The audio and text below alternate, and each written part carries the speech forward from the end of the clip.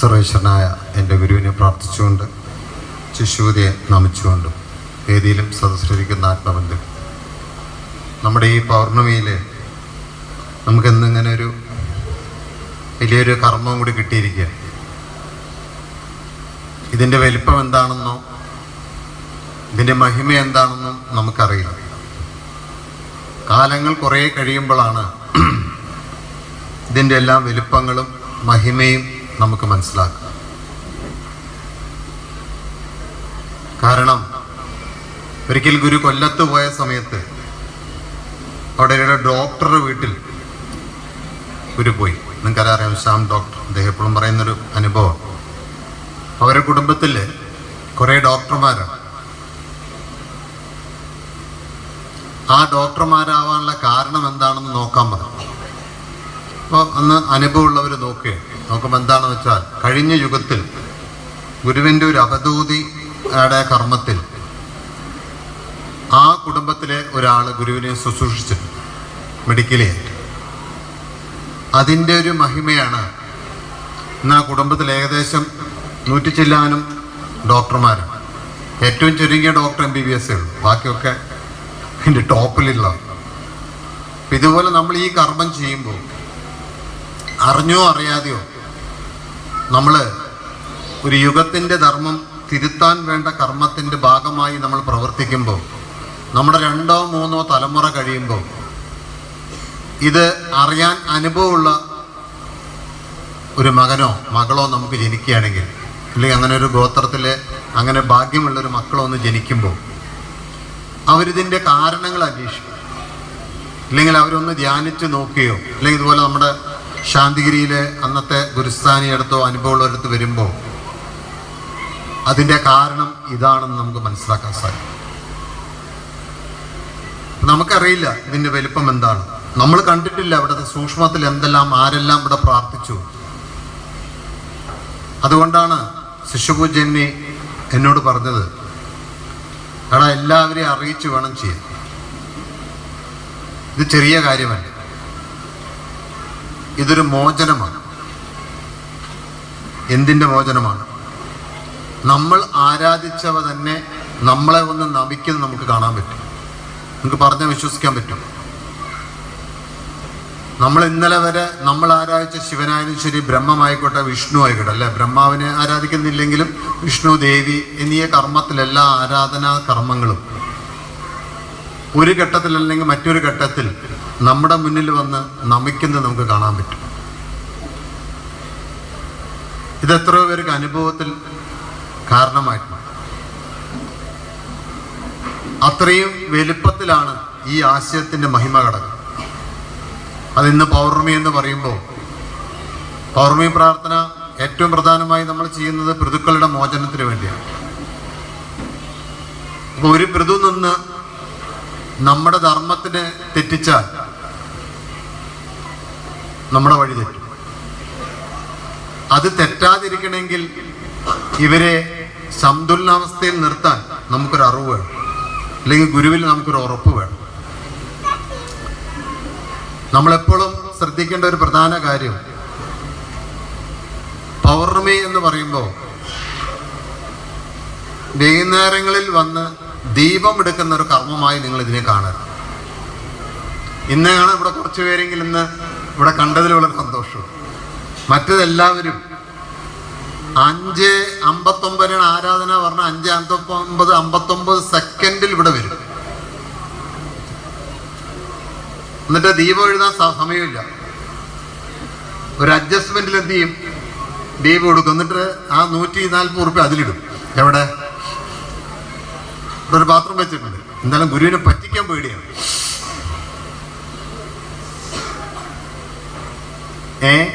അപ്പൊ നമ്മൾ മനസ്സിലാക്കേണ്ട പ്രധാനമായ ഒരു കാര്യം, പൗർണമി പ്രാർത്ഥനയുടെ സമർപ്പണമാണെന്ത്? ദീപപ്രദക്ഷിണം. അല്ല, ദീപപ്രദക്ഷിണത്തിനല്ല പൗർണമി തുടങ്ങണം. അന്നേ ദിവസം രാവിലെ മുതൽ നടക്കുന്ന നമ്മുടെ ചിട്ടയായ ജീവിതചര്യ, അതിനെക്കുറിച്ച് ഗുരു നമുക്ക് പറഞ്ഞു തന്നിട്ടുണ്ട്. തലേ ദിവസം ഒരിക്കൽ ഊണ് കഴിച്ച് ആരോടും ബഹളം വെക്കാതെയും ലഹള കൂടാതെയും അനുകമ്പാ ദശകത്തിൽ പറയുന്ന പോലെ ഒരു പീഡ ഇറുമ്പിനും വരുത്തരുതെന്നുള്ള അനുകമ്പയും അത് നടക്കുമോ അല്ലേ? അങ്ങനെയുള്ള മനസ്സോടുകൂടി തലേ ദിവസം ഇരുന്ന് അന്നേ ദിവസം ഇവിടെ വന്ന് രാവിലെ തൊട്ടുള്ള ആരാധന എല്ലാം പങ്കെടുത്ത് ഉച്ചത്തെ ഊണ് ഒഴിവാക്കിക്കൊണ്ട് 5 മണിയുടെ ആരാധന കഴിഞ്ഞ് കുറച്ച് ആഹാരം കഴിച്ച് വൈകുന്നേരങ്ങളിൽ ഈ പ്രാർത്ഥന, ഈ പറയുന്ന എല്ലാ ആരാധനയും കൂടിയിട്ട് ശേഷം അതിൻ്റെ സമർപ്പണമാണ് എന്ത്? ദീപം. എന്താണ് ദീപത്തിന്റെ അർത്ഥം? 140 ഉറുപ്പിക കൊടുത്താൽ തരുന്ന സാധനമാണ്. ആണോ അല്ലേ? തീർച്ചയായിട്ടും അങ്ങനെയല്ല കേട്ടോ. അതിനെല്ലാം വളരെ വ്യക്തമായി ദൈവം നമുക്ക് കാണിച്ചു തന്നിട്ടുണ്ട്. തട്ടം എന്ന് പറയുന്നത് എന്താണ് നിങ്ങൾ ആദ്യം മനസ്സിലാക്കണം. അത് നമ്മുടെ ശരീരത്തിനെ പ്രതികരിക്കുന്നതാണ് ഗുരുവാർ. അതിലാണ് അന്നമയ കോശം ഇരിക്കുന്നത്. അന്നമയ കോശം പറഞ്ഞാൽ എന്താ? നമ്മുടെ ശരീരം മുഴുവൻ ഉണ്ടാക്കിയിരിക്കുന്നത് കോശങ്ങൾ, അനേക കോശങ്ങളിൽ ഒന്നാണ് അന്നമയ കോശം. ജ്ഞാനമയ കോശമുണ്ട്, പ്രാണമയ കോശമുണ്ട്. അതിൽ അന്നമയ കോശത്തെയാണ് അരിനെ സൂചിപ്പിക്കുന്നത്. നമുക്ക് ആലോചിച്ചിട്ടുണ്ട് കാര്യങ്ങൾ. അതില് ജീവന്റെ നന്മയായിരിക്കുന്ന ആ പ്രകാശത്തെയാണ് നമ്മൾ തിരിയായി കത്തിച്ച് ഗുരുവിന്റെ പ്രകാശമായി എടുക്കുന്നത്. ഇപ്പൊ എൻ്റെ വാസനപരമായ ആ എണ്ണ പതുക്കെ പതുക്കെ കത്തിത്തീരും. അത് 5:59 സെക്കൻഡിൽ വന്നെടുത്താലും അത് കിട്ടും നിങ്ങൾ വിചാരിക്കണം. അത് ഒരു പ്രാർത്ഥനയുടെയും മഹാവ്രതത്തിൻ്റെയും ഒരു കർമ്മത്തിൻ്റെ രീതിയിൽ ദൈവം നമുക്ക് കാണിച്ചു തന്നിട്ടുള്ള ഒരു അറിവാണ്. ഞാൻ നിങ്ങളോട് പറഞ്ഞിട്ടുണ്ട്, പൗർണമി പ്രാർത്ഥന അങ്ങനെ ഒരു ദിവസം തുടങ്ങിയതൊന്നുമല്ല. ഇവർ പഴയ ആൾക്കാർക്കൊക്കെ അറിയാം. ആദ്യകാലത്തൊന്നും ഇങ്ങനെയൊരു പ്രാർത്ഥനാ രീതിയൊന്നും ഉണ്ടായിരുന്നില്ല. ഓരോന്ന് ദൈവം നമുക്ക് തന്ന. നമ്മുടെ പരമ്പരയുടെ പ്രത്യേകത എന്താണ്? മറ്റെല്ലാ പരമ്പരയും അങ്ങോട്ട് ചോദിച്ചാണ് ചെയ്യുക. നമ്മുടെ പരമ്പരയ്ക്ക് മാത്രം ഇങ്ങോട്ട് പറഞ്ഞു കിട്ടുള്ളൂ. ഓരോ കാര്യങ്ങളും കാണിച്ചു കൊടുക്കുകയാണ്. അതില് ശിഷ്യപൂജയ്ക്ക് കിട്ടിയിട്ടുള്ള ഒരു അനുഭവത്തിന്റെ ഭാഗമായി ഇട്ടാണ് നമ്മൾ എന്ത് തുടങ്ങിയത്? ദീപം തുടങ്ങിയത്. നിങ്ങൾക്ക് അറിയുമെന്ന് ഞാൻ വിശ്വസിക്കുന്നു. ഞാനൊരു 4-5 പ്രാവശ്യം ഇവിടെ പറഞ്ഞിട്ടുണ്ട്. അതൊരു ദർശനത്തിന്റെ ഒരു വലിയൊരു ഭാഗമാണ്. അതിനെ മനസ്സിലാക്കിയിട്ട് നമ്മൾ പ്രവർത്തിക്കണം. അല്ലാതെ പൗർണമി എന്ന് പറയുമ്പോൾ അതൊരു ദിവസം നമ്മളൊരു ചടങ്ങ് പോലെ തീർക്കാനുള്ളതല്ല. എൻ്റെ മുൻ ആൾക്കാർ ചെയ്തു വെച്ച 7 തലമുറയുടെ ബാക്കി പത്രമാണ് എൻ്റെ ശരീരം. ഇത് ഞാൻ പറഞ്ഞതല്ല, മോഡേൺ സയൻസ് ഇപ്പോൾ തെളിയിച്ചിട്ടുണ്ട്. അതുകൊണ്ട് നിങ്ങളുടെ രോഗം വരുമ്പോൾ ആദ്യം നിങ്ങളുടെ ബ്ലഡ് ടെസ്റ്റ് ചെയ്യുന്ന അവർ DNA-യിലൂടെയാണ്. ഇപ്പോൾ ക്യാൻസർ വന്നു. ഇപ്പോൾ നമ്മുടെ ഒരു വിശ്വാസി എന്നെ വിളിച്ചിരുന്നു. ഞാൻ കാറിൽ വന്നുകൊണ്ടിരിക്കുമ്പോഴല്ല എന്നെ വിളിച്ചത്. ആ ഒരു കൊച്ചുകുട്ടിക്ക് ഒരു ക്യാൻസർ ഉണ്ടോ എന്നൊരു സംശയത്തിൻ്റെ പേര്. അപ്പോൾ അതിൻ്റെ കാര്യകാരണം ഡോക്ടർമാർ പറയുന്നത് ഇത് തലമുറയിൽ നിന്ന് വന്നതാണ്. അപ്പം എന്നെ വിളിച്ച് ചോദിച്ചു, സ്വാമിയല്ലേ എപ്പോഴും ഇതിനെ സംസാരിക്കാറ്? അപ്പം ഞാൻ പറഞ്ഞു, നമ്മുടെ അച്ഛൻ്റെ അച്ഛൻ്റെ അച്ഛൻ്റെ അച്ഛൻ കള്ളു കുടിച്ച എനിക്ക് എന്താണ് പ്രശ്നം എന്ന് ചോദിക്കുന്നവരുണ്ട്. നമ്മൾ ഏതോ ഒരു വീട്ടിൽ പോയപ്പോൾ ഒരു വയസ്സായ ഇവിടെ തന്നെയാണ്, കോഴിക്കോട് അല്ല സോറി ഇവിടെയാണ്, കണ്ണൂരിൽ. ഞാൻ കള്ളു കുടിച്ച എൻ്റെ കാശ് കൊണ്ട് ഞാൻ കള്ളു കുടിക്കുന്നു സ്വാമി, അതുകൊണ്ട് ഇവർക്ക് എന്താ പ്രോബ്ലം എന്ന് ചോദിച്ചു. ഞാൻ പറഞ്ഞു, അതുകൊണ്ട് പ്രോബ്ലം ഉണ്ടായിട്ടല്ല, അങ്ങയുടെ DNA-യിൽ നിന്നും ഉണ്ടായ ഈ മകന്റെ DNA ഉണ്ടാവുന്ന ഈ പേരക്കുട്ടിക്ക് ചിലപ്പോൾ മന്ദബുദ്ധിയോ ഇല്ലെങ്കിൽ ആ കുട്ടി കള്ളു കുടിച്ച് റോഡിൽ നിന്ന് അടിയുണ്ടാക്കും. ഇത് DNA-യിൽ ഒളിഞ്ഞിരിക്കുന്ന ഒരു രഹസ്യമാണ്. ഇത് ഗുരു 73 തൊട്ട് നമുക്ക് പറഞ്ഞു തരുന്നുണ്ട്. ഇത് തീർക്കണമെങ്കിൽ ഏറ്റവും എളുപ്പം പൗർണമിയിൽ നിങ്ങൾ ഇതുപോലെ പ്രാർത്ഥിക്കണം. കടം കയറി തകർന്നവൻ പ്രാർത്ഥിക്കണം. വീട്ടിൽ ഭാര്യയും ഭർത്താവും ചേരുന്നില്ലെങ്കിൽ പ്രാർത്ഥിക്കണം. പൗർണമി ദിവസം ഇങ്ങനെ 7 തലമുറ ചെയ്തു വെച്ചിട്ടുള്ള നല്ലതും ചീത്തയുമായിട്ടുള്ള ഒരുപാട് പ്രശ്നമാണ് ഇരിക്കുന്ന എല്ലാവരും. ഇരിക്കുന്ന എൻ്റെ കണ്ണട വരെ, എൻ്റെ കണ്ണട ഊരാൻ ഞാൻ 100 പ്രാവശ്യം ആലോചിച്ചിട്ടുണ്ട്. ഗുരുവിനോട് ഞാൻ പൈസയും കൊണ്ട് പോയിട്ടുണ്ട് ലേസർ ട്രീറ്റ്മെൻറ്റ് ചെയ്യാൻ. എന്നെ 7 തലമുറയ്ക്ക് വിളിച്ചിട്ടുണ്ട് ഗുരു. അതവിടെ ഇരിക്കട്ടെ.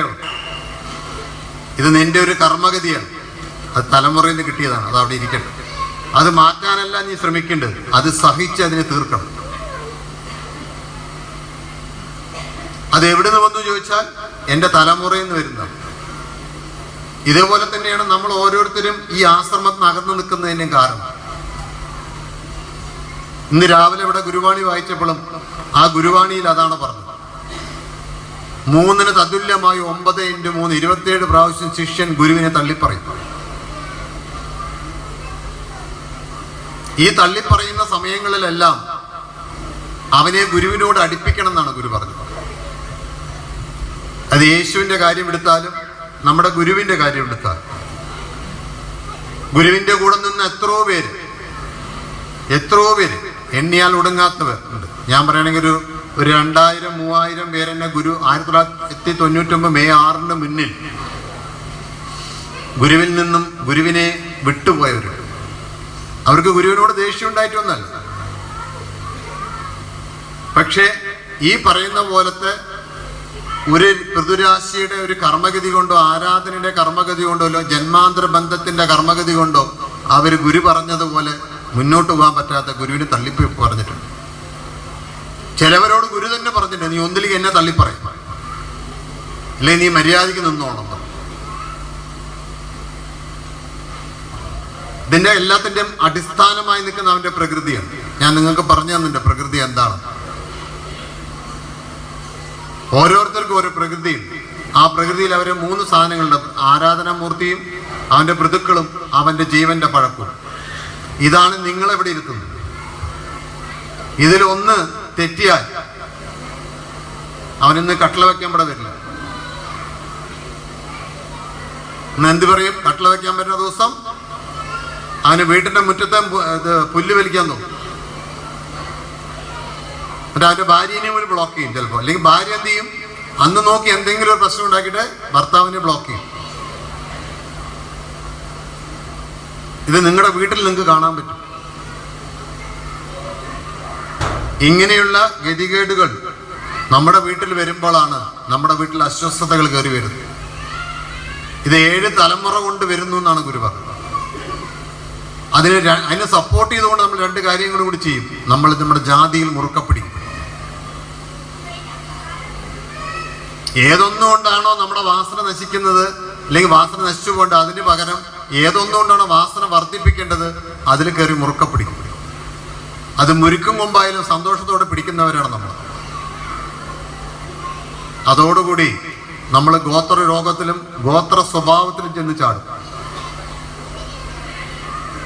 അങ്ങനെ വരുമ്പോൾ എന്താ സംഭവിക്കുക? നമ്മൾ ഗുരുവിന്റെ അവിടെ വരുമ്പോൾ ഈ ഗോത്ര സ്വഭാവത്തിലും ഈ ഗോത്രത്തിന്റെ രീതിയിലാണ് നമ്മൾ ഗുരുവിനെ കാണുന്നത്. അങ്ങനെ വരുമ്പോഴാണ് നമുക്ക് ഗുരുവിനെ മനസ്സിലാക്കാതെ വരുന്നത്, ഗുരു ചെയ്തു തരുന്നതിന്റെ മഹിമ മനസ്സിലാവാത്തത്. ഒരു പ്രാർത്ഥനാലയത്തിന്റെ ഒരു കട്ടളവെപ്പ് എന്ന് പറയുന്നത് വലിയ ഒരു സംഭവമാണോ ചോദിച്ചാൽ അല്ല എന്ന് നമുക്ക് പറയാൻ തോന്നും. പക്ഷേ ആ കട്ടളവെപ്പ് എന്തിനുള്ളതാ? ഒരു പ്രാർത്ഥനാലയം എന്തിനുള്ളതാ? ഞാൻ ഒരിക്കലും ഇവിടെ സംസാരിച്ചിരുന്നു. ഒരു ദേശത്തിന്റെ ദാരിദ്ര്യം മാറാനാണ്, ഒരു ദേശത്തിന്റെ ഗതികേട് മാറാനാണ്. അതാണ് ഒരു നിരീശ്വരവാദിയായ പെൺകുട്ടി ചോദിച്ചപ്പോൾ ഞാൻ മറുപടി പറഞ്ഞു. ഈ പൈസ ഉണ്ടായെങ്കിൽ 20 പേർക്ക് വീട് കെട്ടിക്കൊടുത്തൂടെ ചോദിച്ചു ആ കുട്ടി. ഇത് വെറുതെ ഇവിടെ കെട്ടിവെച്ചിട്ട് എന്താ കാര്യം? ഒരു കോൺക്രീറ്റ് ബിൽഡിംഗ് എന്നാ. ഇത് അന്ധവിശ്വാസത്തെയും ജാതികതയും മതകതയും തിരിച്ചു കൊണ്ടുവരാൻ വേണ്ടിയുള്ള കെട്ടിടമല്ലേ ചോദിച്ചു. നിരീശ്വരവാദിയാണ്. കറക്റ്റ് ചോദ്യം. ആ കുട്ടിക്കുള്ള മറുപടിയാണ് നമ്മൾ കൊടുത്തത്. ഒരു കുട്ടി പോലും ദരിദ്രനായി ഇവിടെ ജീവിക്കാൻ പാടാതിരിക്കാൻ വേണ്ടിയുള്ള ആലയമാണ് നമ്മൾ കെട്ടുന്നത്. ഒരുത്തം പോലും വീടില്ലാതെ ജീവിക്കരുത്. ഒരു അച്ഛനും അമ്മയും അനാഥാലയത്ത് കൊണ്ടുവിടരുത്. ഒരു അച്ഛനും അമ്മീനെയും മക്കൾ ചവിട്ടി പുറത്താക്കരുത്. ഇതെല്ലാം വരുന്ന ആരാധനയുടെ കർമ്മത്തിന്റെ ദോഷം കൊണ്ടാണെന്ന് ഗുരു പറഞ്ഞു. ഇത് മാറാൻ ഏക വഴി ഗുരു പറഞ്ഞത് ഈ ആശയത്തിലൂടെയുള്ള ഗുരു പറഞ്ഞു തന്നിട്ടുള്ള ധർമ്മങ്ങളാണ്. അതുകൊണ്ടാണ് ഈ മഹാത്മാക്കളെല്ലാം ഗുരുവിന്റെ മുന്നിൽ വന്നിട്ട് നമസ്കരിക്കുകയും ഇവരെല്ലാവരും വന്നിട്ട് നമ്മളോട് യാചിക്കേണ്ടത് തെറ്റിക്കരുത്. അതുകൊണ്ടാണ് ആ മറ്റേ കോഴിക്കോട്ടിലെ മറ്റവൻ വന്നിട്ട് ആ താഴത്തെ നീലകണ്ഠൻ നമ്പൂരിപ്പാടിൻ്റെ അടുത്ത് വന്നപ്പോൾ അയാൾ പറഞ്ഞത്, നിന്റെ പ്രതി നിൽക്കുന്ന ഈ കാണുന്ന കുന്നിന്റെ മുകളിലുള്ള ആ ഗുരുവിന്റെ ആശ്രമത്തിലാണ്. അവന്റെ ബോട്ട് മംഗലാപുരം വരെ പോകും. 5 ലക്ഷം രൂപ ചെലവാണ് മംഗലാപുരം പോയിട്ട് മീൻ പിടിക്കാൻ. തിരിച്ചു വരുമ്പോൾ 5 പൈസ ഉണ്ടാവില്ല. അവർ കട്ടം കയറി ആ കുടുംബം നടുതണ്ട് നിൽക്കുമ്പോഴാണ് അവൻ കയറി വരും. ഇപ്പോഴോ നിങ്ങളൊന്ന് വിളിച്ചു പോയി. ഇവിടെയാണ് നമ്മുടെ പിതൃക്കൾ നമ്മളെ കടത്തിലാക്കുന്നത് എങ്ങനെയാണെന്നും, നമ്മുടെ പിതൃക്കൾ എങ്ങനെയാണ് നമ്മുടെ മക്കളെ നശിപ്പിക്കുന്നതെന്നും, നമ്മുടെ പിതൃക്കൾ എങ്ങനെയാണ് നമ്മുടെ മക്കളെ തട്ടി വീഴ്ത്തുന്നതെന്നും അവനെ ഭ്രാന്തനാക്കുന്നതും ആശ്രമത്തിൽ അകറ്റുന്നതും എങ്ങനെയാണ് നിങ്ങൾ മനസ്സിലാക്കുന്നത്. അതിനെ തിരുത്താൻ ഏറ്റവും പറ്റിയ സമയമാണ് പൗർണമി. കാരണം സൂര്യനും ചന്ദ്രനും ഭൂമിയുമായി നിൽക്കുന്ന ഈ മാഗ്നറ്റിക് ഫീൽഡിൽ നിൽക്കുന്ന പിതൃക്കൾ, ഉയർന്നു പോകാൻ പറ്റാതെ നിൽക്കുന്ന പിതൃക്കൾക്ക് ഇന്നേ നമുക്ക് മാറ്റി കൊടുക്കാൻ സാധിക്കും. അതിന് നിങ്ങൾ 5:59 6:59 വന്നിട്ട് ഇവിടെ ഒരു ദീപം എടുത്തോടുകൂടെ നടക്കുമെന്ന് എനിക്ക് തോന്നുന്നില്ല. ഭഗീരഥ പ്രയത്നം ചെയ്യണം നമ്മൾ. ആ ഭഗീരഥ പ്രയത്നം 99.99 ഗുരു ഏറ്റെടുത്തു. 1% നമുക്ക് തരും. അതാണ് ഞാൻ നിങ്ങളോട് പാലക്കാടിലൊരു ഗുരുപൂജയെ കുറിച്ച് പറഞ്ഞത്. അവരുടെ വീട്ടിൽ കർത്തവാവ് ദിവസം പാമ്പ് വന്ന് തലതെല്ലിച്ചാവും. അത് ഏതൊക്കെ മാസങ്ങളിലാണ് വെച്ചാവും. അവരുടെ വെളുത്തങ്കാവ് എന്ന് പറഞ്ഞ സ്ഥലത്ത് തലചെല്ലിച്ച, എന്നിട്ട് അതിനെ ഭയങ്കര ആഘോഷത്തോടുകൂടി അവരോട് കുഴിച്ചിടും. ആ കുടുംബത്തിന്റെ ഗതികേടെന്ന് പറഞ്ഞാൽ അത്ര വലിയ ഗതികേടാണ്. പക്ഷെ ആ ദേശത്ത് അറിയപ്പെടുന്ന ഒരു കുടുംബവും കൂടിയാണ്. അവരുടെ ഗുരുപൂജ ചെയ്യാൻ ഒരിക്കലും ശിശുവ് സമ്മതിച്ചില്ല. ഗുരുവിനോട് ചെയ്ത ഗുരുവിന്റെ ശരീരം വിടേണ്ടി വരുന്നാണ് പറഞ്ഞത്. പക്ഷേ അവസാനമായി 97 ഗുരു പാലക്കാട് വന്ന് ഹോസ്പിറ്റലിൽ ഉദ്ഘാടനം കഴിഞ്ഞ സമയത്ത് ഗുരു ആ ഗുരുപൂജ ചെയ്യും. നിങ്ങൾ പറഞ്ഞാൽ വിശ്വസിക്കില്ല. ഗുരു ആ കട്ടിലിൽ കിടന്ന് പൊളയുന്ന നിങ്ങളൊന്ന് കാണണം. ഓരോ വിശ്വാസി അത് കാണണം. പാമ്പഴയുന്നത് പോലെ ഗുരു കിടന്ന് ചുകചുകന്നനായി കിടന്ന് പെടയണം. എത്രയോ പേര് ഗുരുവിനെ പിടിക്കുന്നുണ്ട്. എന്തിനു വേണ്ടിയിട്ടാ? സ്വശിഷ്യന്റെ ആ ഗതികേട് മാറ്റിക്കൊടുക്കാൻ വേണ്ടി. എന്നിട്ട് കാണുന്നത് എന്താ? ഒരു തീകുണ്ടത്ത് കൂടെ ഒരു പാമ്പ് എഴഞ്ഞ് അപ്പുറത്തേക്ക് ചെന്ന് വീണിട്ട് അത് കിടന്ന് പടയുന്നത് കാണുക. ഒരു 2 മണി വരെ ഗുരു ഞങ്ങളൊക്കെ ഇരുന്ന് പ്രാർത്ഥിച്ചിട്ടുണ്ടായിരുന്നു. പിന്നെ അവിടെ ഒരു വൈദ്യരുണ്ടായിരുന്നു. അദ്ദേഹം പോയിട്ട് അവിടുത്തെ ഒരു സെൽവേട്ടറും ഈ പറയുന്ന പൂർണ്ണസ്വാമിയൊക്കെ പോയിട്ട് ഒരു മെഡിസിൻ കൊണ്ടുവന്ന ശേഷമാണ് ഗുരുവിന്റെ ദേഹത്തിട്ട ശേഷം ഗുരു ഒന്ന് ഉറങ്ങിയത്. പിന്നെ ഗുരു എണീച്ചത് പിറ്റേ ദിവസം 12:30 മണിക്കാണ്. അപ്പൊ ഇതേപോലത്തെ പല കാര്യങ്ങളിൽ നമുക്ക് അബദ്ധങ്ങൾ വരാറുണ്ട്. ഇപ്പൊ നോക്കുമ്പോ ഓണം അല്ലേ? എന്താണ് ഓണം ചോദിച്ചാ നമ്മളെല്ലാവരും ഭയങ്കര ആഘോഷമായിരുന്നു. ചിലവർക്ക് ഇല്ല പറയും, പക്ഷെ ഇവിടെ ആരും ഉണ്ടായിരുന്നില്ല. എല്ലാവരും ഓണാഘോഷത്തിന്റെ തിരക്കിലായിരുന്നു. വ്യാഴാഴ്ച കൂടാൻ ചോദിച്ചാൽ പറഞ്ഞു ഓണാഘോഷമാണ് പറഞ്ഞു. ഞാൻ പറഞ്ഞു നമുക്ക് ഇവിടെ സദ്യയൊക്കെ വേണം പറഞ്ഞു. ഞാൻ പറഞ്ഞു വെക്കേണ്ടവർ വെച്ചോളൂ, ഞാൻ ആഘോഷിക്കാനില്ല. എന്താണ് ഓണത്തിന്റെ ദോഷം? ആരെ ചോട്ടി താഴ്ത്തി? ബെസ്റ്റ് വേണ്ട. ഞാൻ ചോദിക്കട്ടെ, ദൈവം നല്ല ജീവിതം ചൊട്ടിത്താഴ്ത്തു? നിങ്ങളൊന്ന് ആലോചിച്ചു. നിങ്ങൾക്ക് 2 മക്കളുണ്ട്. നിങ്ങളെല്ലാവരും അങ്ങനെ കണക്കാക്കി. അവര് നല്ല സത്യസന്ധന്മാരും ധർമ്മന്മാരും നീതിമാന്മാരും വളരെ പെർഫെക്റ്റായ പയ്യന്മാരാണ്. അവനെ നിങ്ങൾ തല്ലിക്കൊന്നു. എന്നിട്ട് കുഴിച്ചിട്ടിട്ട് പറഞ്ഞു ദൈവം വന്ന് അവനെ കൊണ്ടുപോയി ചവിട്ടിത്താഴ്ത്തി എന്ന് പറഞ്ഞിട്ട് ആഘോഷിക്കാൻ പറഞ്ഞാൽ നിങ്ങൾ ആഘോഷിക്കും നിങ്ങളുടെ മക്കളെ? നോക്കൂ, ഓണത്തിൽ ആരെയാണ് നിങ്ങൾ പ്രതിയാക്കണം? ആരെയാണ് നിങ്ങൾ പ്രതിയാക്കണം? ദൈവത്തിന്. ദൈവത്തിന് എന്താ വേറെ പണിയൊന്നുമില്ല.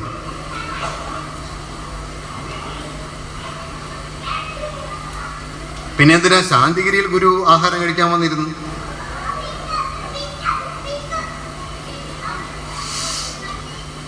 നിങ്ങൾ ഗുരുവിൻ്റെ കൂടെ ആഹാരം കഴിച്ചിട്ടുണ്ടോ ഓണത്തിന്? അമ്മയെ കഴിച്ചിട്ടുണ്ട് ഇല്ലേ? കഴിച്ചിട്ടില്ലേ? കഴിച്ചിട്ടുണ്ട്. അപ്പൊ പിന്നെ എന്താ ഗുരു സ്വാമി എന്തിനാ തള്ളിപ്പറയണതിന്? ഈ ചോദ്യം ഞാൻ ഗുരുവിനോടാ ചോദിച്ചത്. ഗുരു നമുക്ക് ഓണവും വിഷുവൊക്കെ ഉണ്ടോ ചോദിച്ചു. ഇല്ല. 7 തലമുറ നശിച്ചു പോവും ഓണം ആഘോഷിച്ച. എന്താ കാരണം? ദൈവത്തിനെയാണ് നമ്മൾ തള്ളിപ്പറയുന്നത്. ദൈവം വന്ന് തല്ലിക്കൊന്നു എന്ന് പറയുന്ന ഈ ഗതികേട് നമ്മൾ ആഘോഷിച്ചാൽ 7 തലമുറ നശിക്കും. ഈ പാപികൾ അവിടെ പോയി ചാടി അങ്ങനെ ആഘോഷിക്കാതിരിക്കാൻ ഞാൻ എന്ത് ചെയ്തു? ഒരു തന്ത്രം ചെയ്തു. ഇവരുടെ കൂടെ ഞാൻ ആഹാരം കഴിക്കാൻ വേണ്ടി വിളിച്ചിരുത്തി.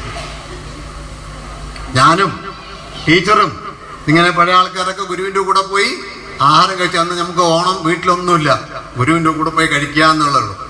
അപ്പൊ ഗുരു പറഞ്ഞ എന്താണ്? മനുഷ്യരെല്ലാവരും ഒന്നുപോലെ എന്ന സങ്കല്പത്തിൽ നിങ്ങൾ ആഹാരം കഴിക്കണം. ഇവിടെ ജാതിക്കും മതത്തിനും സ്ഥാനം പാടില്ല. എന്നിട്ട് നമുക്ക് പങ്ക് തരും. നിങ്ങൾക്കറിയോ, അന്ന് ഗുരു 2-3 മണിക്കൂർ പങ്ക് തരും. എന്നിട്ട് ഗുരുവിൻ്റെ കയ്യ് പൊട്ടും. ഈ എരിവും പുളിയും ഒക്കെ തട്ടിയിട്ടത് പൊട്ടും. ആർക്ക് വേണ്ടിയിട്ടാണ് ഗുരു ഇത് സഹിച്ചത്? ശിഷ്യന്മാരായ നമ്മൾ മഹാപാപികളാവാതിരിക്കാൻ വേണ്ടിയാണ് ഗുരു അത് സഹിച്ചത്. എന്നിട്ട് നിങ്ങൾ അന്നത്തെ ജന്യന്മാരോട് ചോദിച്ചു നോക്കൂ. ഇവിടുന്ന് പോയിട്ട് ഈ കയ്യിൽ എണ്ണ തേച്ച് ഈ കൂവളത്തിന്റെ ഇല കൊണ്ട് ഇങ്ങനെ വെച്ചു കൊടുക്കും. രാത്രി 12 മണി വരെ ഗുരു അയ്യോ അപ്പാ കൊണ്ട് കിടക്കും. കാരണം ഈ എരിവ് പോണ്ടേ കയ്യിൽ നിന്ന്. ഇത്രയും നമുക്ക് വേണ്ടി സഹിച്ച ദൈവമാണ് നമ്മുടെ ഗുരു. എന്നിട്ട് നമ്മൾ എന്ത് ചെയ്യും? ഗ്യാപ്പ് കിട്ടിയ നമ്മൾ ഓണാഘോഷം പൊടിക്കുക നമ്മൾ വീടുകളിൽ. എന്തിനു വേണ്ടിയാണോ ആഘോഷിച്ച്? ഒരു ബുദ്ധമതം സ്വീകരിച്ച അർജുനന്റെ തലമുറയിലെ ഒരാളാണ് മഹാബലി. അയാളെ മകനാണ് ബാണാസുരൻ. അദ്ദേഹത്തിന്റെ മുത്തച്ഛനാണ് പ്രഹ്ലാദൻ. നിങ്ങൾ പഠിക്കണതൊക്കെ. അവർ ബുദ്ധമതം സ്വീകരിച്ചപ്പോൾ എന്ത് സംഭവിച്ചു? ഒരു രാജ്യം, അവിടെ ജാതിയില്ല, മതമില്ല. അതുകൊണ്ടാണ് മാവേലി നാടുവാടിയിടം കാലം മനുഷ്യരെല്ലാവരും ഒന്നുപോലെ ജാതിയും മതവും ഇല്ലാത്ത ഒരു സമുദായത്തെ വളർത്തിക്കൊണ്ടുവന്ന ഒരാൾ അതിനെ തല്ലിക്കൊന്ന് നിങ്ങൾ ആഘോഷിച്ച എനിക്കൊന്നും പറയാൻ ഒരൊന്നും പറയാനില്ല. അവസാനം നിങ്ങളെ തല്ലിക്കൊന്നിട്ട് നിങ്ങളുടെ മക്കൾ ആഘോഷിക്കും. എൻ്റെ അച്ഛൻ പൊട്ടിച്ച് കൊന്നു കുഴിച്ചുകൂടി ദൈവം ഒന്ന് ചവിട്ടി താഴ്ത്തിയതാണ്. അതുകൊണ്ട് നമുക്ക് ഇന്നു മുതൽ എല്ലാ ഇതാവുമ്പോഴും നമുക്കൊന്ന് ആഘോഷിക്കാൻ നല്ല സദ്യയൊക്കെ കൊടുത്തിട്ട് പറഞ്ഞാൽ എങ്ങനെയുണ്ടാവും? പക്ഷേ നമുക്ക് ആഘോഷിക്കാം. എന്തിനു വേണ്ടി? മനുഷ്യരെല്ലാവരും ഒന്നുപോലെ, ജാതിയും മതവും ഇല്ലാതെ എല്ലാവരും ഒരു കുടുംബത്തിൽ ഒന്നിച്ചു കൂടുന്നു. അത് തിരുവോണത്തിനാണ് നിർബന്ധമൊന്നുമില്ല. ഇങ്ങനത്തെ അബദ്ധക്കൈകളെല്ലാം നമ്മുടെ ജീവിതത്തിൽ ഒരുപാട് ചെയ്യുന്നത് കൊണ്ടാണ് നമുക്ക് ഗുരുവിൻ്റെ കൂടെ നിന്ന് പോകാൻ പറ്റാത്തത്. എന്നാൽ ഗുരു അത് ആഘോഷിക്കേണ്ടെന്നല്ല പറഞ്ഞു. ആ ആഘോഷം ഗുരു ചെയ്തത് നമ്മളെ രക്ഷിക്കാനായി. അന്ന് ഗുരുവിൻ്റെ അടുത്ത് പങ്ക് കിട്ടാൻ വേണ്ടി മാത്രം നമ്മൾ അവിടെ പോയി നിൽക്കും. അങ്ങനെ ചോറ് വിളമ്പിക്കൊണ്ടിരിക്കും, ഗുരു കുഴയ്ക്കും, കുറച്ച് കഴിക്കുന്നിട്ട് നമുക്ക് എടുത്ത് തരും. പക്ഷേ ഇത് ആഘോഷിക്കുമ്പോൾ നമ്മൾ ചിന്തിക്കേണ്ടത്, ദൈവം ഒരാളെ ചവിട്ടി താഴ്ത്തും നിങ്ങൾ ഒരിക്കലും വിശ്വസിക്കരുത്. ഇതെല്ലാം കള്ളക്കഥകളാണ്. മതങ്ങളിൽ നിന്ന് വിട്ടുപോയതിൻ്റെ പേരിൽ, മതത്തിന്റെ കർമ്മത്തിൽ നിന്ന് വിട്ടുപോയതിന്റെ ഗതികേടിലാണ് അയാളെ ചവിട്ടിത്താഴ്ത്തി എന്ന കഥ ഉണ്ടാക്കിയത്. അങ്ങനെ ദൈവം ചവിട്ടിത്താഴ്ത്താനുള്ള ആളാ? ചവിട്ടിത്താഴ്ത്തുന്ന പാതാളത്തേക്ക് പോവാ? ഇതൊക്കെ ഒന്ന് ആലോചിക്കാനുള്ള ബുദ്ധി നമുക്കില്ല.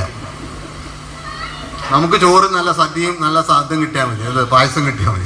ആരെ ചവിട്ടിത്താഴ്ത്ത് എന്തോ ആവട്ടെ, മാവേലി വെക്കണോ അവിടെ വെക്കും.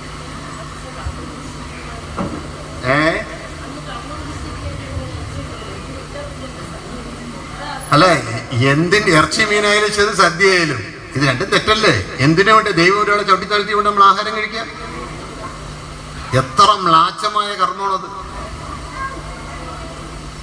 അതേസമയം നമുക്ക് പ്രാർത്ഥിക്കാം, മനുഷ്യരെല്ലാവരും ഒന്നുപോലെ ആവട്ടെ, നമുക്ക് ജാതി വേണ്ട, മതം വേണ്ട, മനുഷ്യരെല്ലാവരും ഏകമായ ഒന്നിലേക്ക് വരട്ടെ. ദരിദ്രരില്ലാത്ത രാജ്യം, സ്നേഹത്തോടെ ജീവിക്കുന്ന രാജ്യം, സ്ത്രീകൾക്കും പുരുഷന്മാർക്കും സ്വസ്ഥമായി ജീവിക്കാൻ പറ്റുന്ന രാജ്യം, ആ ധർമ്മത്തിലേക്ക്, ബോധത്തിലേക്ക് മനുഷ്യനെ ഉയരട്ടെ നിങ്ങൾ പ്രാർത്ഥിക്കുക. അതിനെന്താ? അതിനാണ് ഈ പൗർണമി.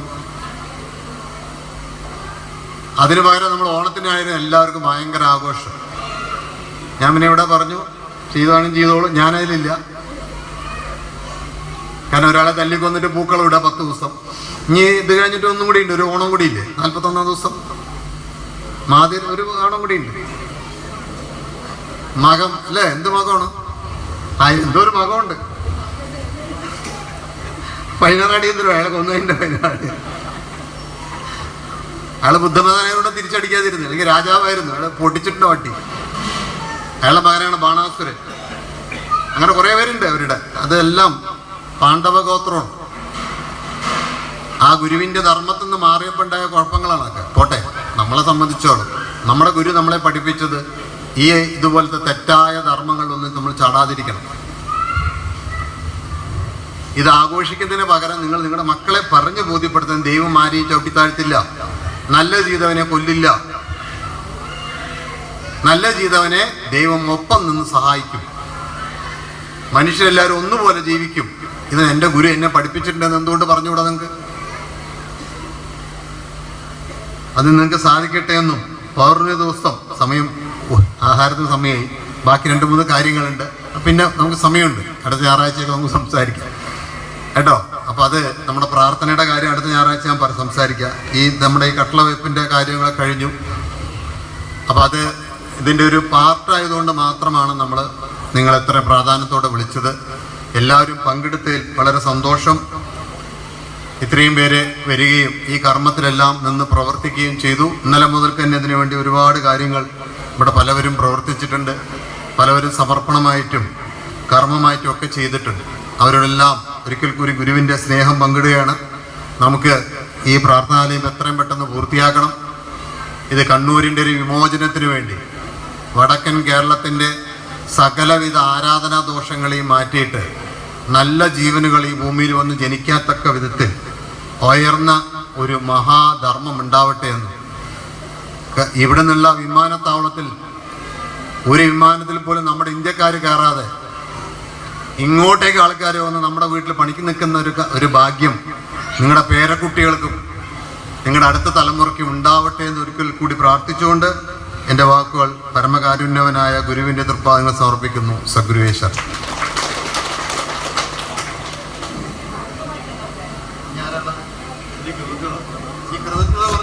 കൃതജ്ഞത പറയാൻ വേണ്ടിയിട്ട് ഡോക്ടർ മോണിസിനെ